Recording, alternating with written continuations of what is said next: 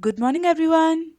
Today we are going to learn about stopping and starting an object. We will learn how we can start a object to move and what we have to do to stop this moving object. For that, you need student book page number 80 and 81.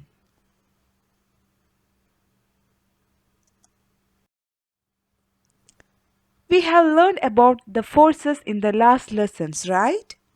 And we know that we have to apply some forces to make some objects move.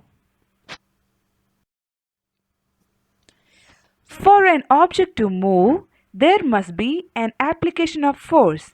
That means we have to give a force to an object to make it move. The force can be a push or a pull force that makes an object move, change the direction, change speed, or make it stop.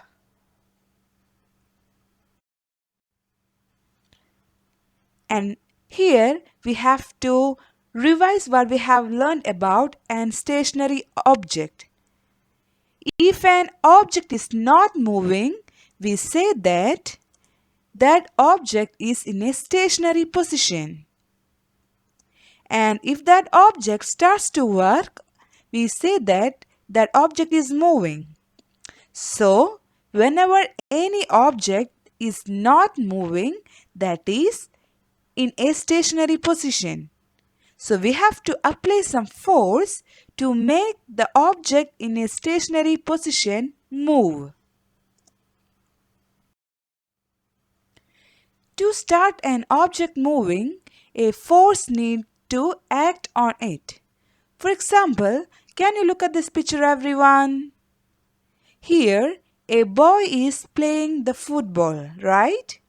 And if he want to move the ball, what he have to do? He has to kick the ball. When he is kicking the ball, what the boy is doing? Yes, when he is kicking the ball, he is giving a force or applying a force on the ball to make that ball move. So, what we have to do to stop this moving ball, or what we have to do to stop any object that is already moving?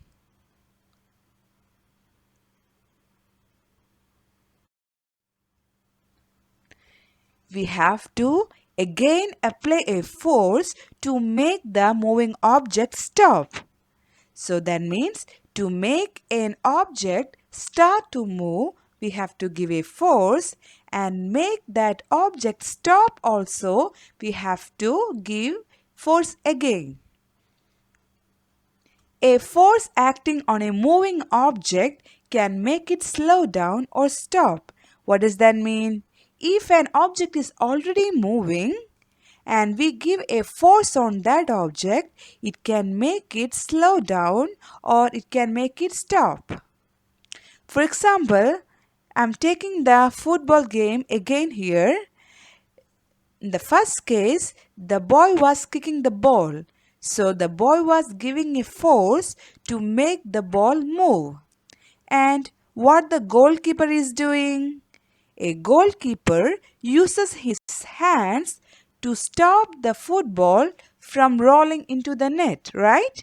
So the boy here is giving a force to stop that ball. Like this, in every cases, to stop an object from moving, we have to give a force.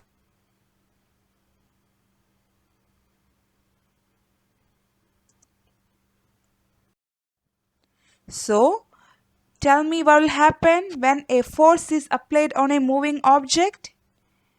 Yes, when we give force to a moving object, that moving object can slow down or stop.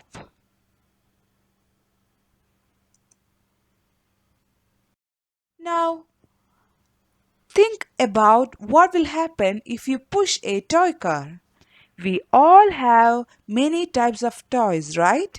And what will happen if we push a toy car? When we push a toy car, the toy car will move because we are giving a force. We are giving a push force to make the car move, right? So, what will happen if the car hits a wall? We gave the force to make the car move, and what will happen if the car hits a wall? The toy car will stop moving, right? It cannot move again. Why the car is stopping when it hits the wall? This is because a force has acted on the car in the opposite direction. What does that mean? When the car is moving, there is a force in this direction, right? So when it hits the wall will give a force back to the car in this position, that is in the opposite position, trying to make the car stop. So when the car is coming, it is having a force, but when it hits the wall is also having a force that is trying to make the car stop. And this force from the wall is coming in the opposite direction. So that is why the car is stopping when it hits the wall.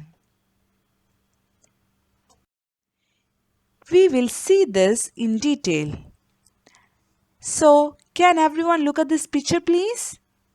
You can see that the car is moving, or the car was moving, and the car was having a push force while it was moving, and the push force was in this direction. Can you see that? It was moving forward, right? So the force from the car was towards the wall. And even the wall is having some kind of force. But the force that is given by the wall will be in the opposite direction. So that is why the toy car was stopped when it hit the wall. Because when the car was having one force, the wall was having a stronger force, maybe in the opposite direction. So it made the car stop. Now, what will happen if you give more force on an object? We have seen that before, right? If we give more force, the object will move fast. And again, if you are adding more force on that, it can move even faster, right? So, what should I do to stop a fast moving object? We have learned that we can give force to make an object stop, right? But what should I do to stop a fast moving object? That means this object is moving very fast. If an object is moving very fast, we have to give more force. That means if an object is moving in less speed, we have to give only less force to stop it. But if an object is moving very fast, we have to give more force to stop that object. Now, can everybody look at this picture, please? You can see two pictures here, right? Picture A is a person moving his car so fastly. And in picture B, imagine that this is a car that is moving slowly. What you have to do? You have to compare the two pictures and tell me in which case we need to apply more force to stop them. In the first case, in the picture A, the man is going so fastly. In picture B, the man is going slowly. So in which case I need to give more force to stop them? Very good, in picture A, right? But why? We will see. We have to give more force to stop car A as it is moving so fast. I have told you already, if something is moving so fast, we have to give more force to stop them. So, what all things we have learned today?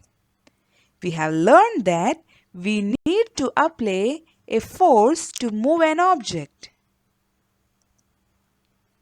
And what else we have learned? We have to apply a force to make a moving object stop. That means to make a object move, we have to give force. Again, if we want to make an object stop also, we have to give force. A fast moving object needs a large force to stop it. That means if an object is moving slowly, we can stop it using a less force or a small force. But if something is moving really fast, we need large force to stop that object. I hope you have learned something about how the force is important to start moving an object and to stop a moving object. Thank you.